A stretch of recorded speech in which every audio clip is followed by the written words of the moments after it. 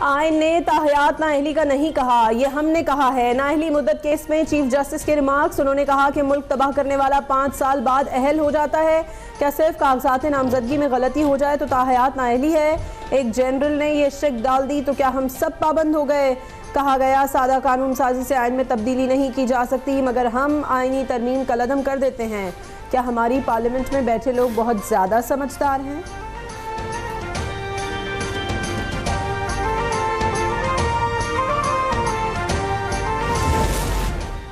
उन्नीस 1973 का आइन बनाने वाले ज्यादा दानिशमंद थे। बाद में कुछ लोग टहलते हुए आए कि चलो उसमें कुछ और डाल दो। नाअहली मुद्दत केस में चीफ जस्टिस के रिमार्क्स। उन्होंने कहा कि उन लोगों ने सोचा ऐसी चीजें लाते हैं जब चाहें किसी को नाअहल कर दें। चीफ जस्टिस फाइज ईसा ने साबिक चीफ जस्टिस उमर अता बंदयाल के समीउल्लाह बलोच केस फैसले पर सवालात उठा दिए।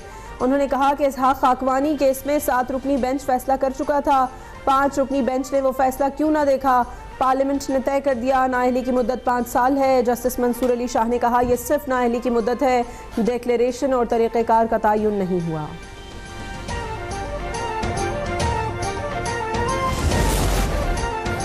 कानून होता तो क्या मुजाहिरीन बलूचिस्तान से यहाँ आते? औरतों और बच्चों को कुछ हुआ तो जिम्मेदार पुलिस और इंतजामिया होगी। इस्लामाबाद हाई कोर्ट के रिमार्क्स।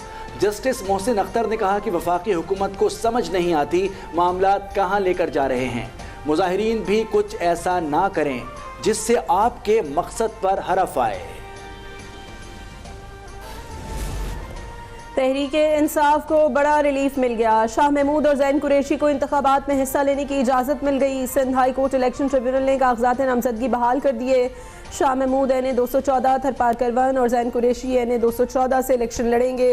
एन 238 से हलीम आदिल के कागजात भी मंजूर। रावलपिंडी से राशिद शफीक को भी क्लीन चिट मिल गई।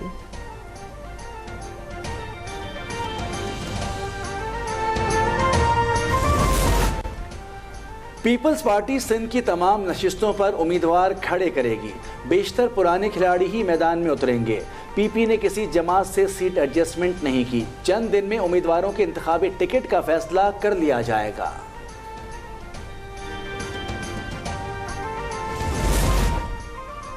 साबिक सदर आसिफ जरदारी की आज मुल्तान में मसरूफियात। हामिद सईद काज़मी के घर जाएंगे। साबिक वफाकी वजीर ने उन्हें जोहराना दिया है।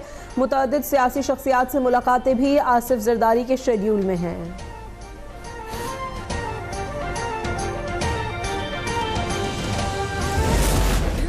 के इलेक्ट्रिक और हुकूमत का मुआहदा दोबारा तय करने का फैसला। टैरिफ डिफरेंशियल सब्सिडी मुआहदे पर ECC ने गौर किया।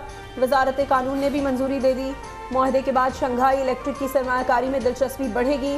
गर्दिशी कर्ज कम करने में मुआवन साबित होगा।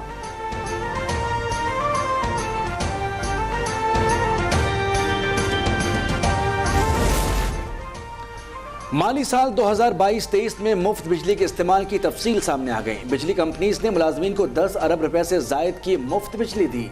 35 करोड़ 56 लाख यूनिट इस्तेमाल किए गए। फायदा उठाने वालों में 1 से 22 ग्रेड के हाजिर और रिटायर्ड मुलाजमीन शामिल हैं।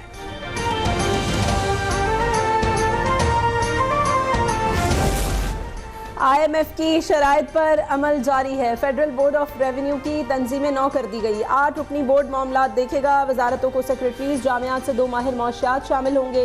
इदारे के मुलाजमीन की तादाद में 30% कमी की जाएगी। मुसवदा हतमी मंजूरी के लिए वफाकी काबीना में पेश किया जाएगा।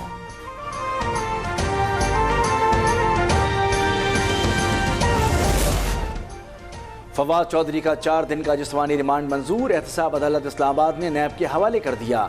9 जनवरी को दोबारा पेश करने की हिदायत। फवाद चौधरी पर जेहलम तामीरी मंसूबे में करप्शन का इल्जाम है।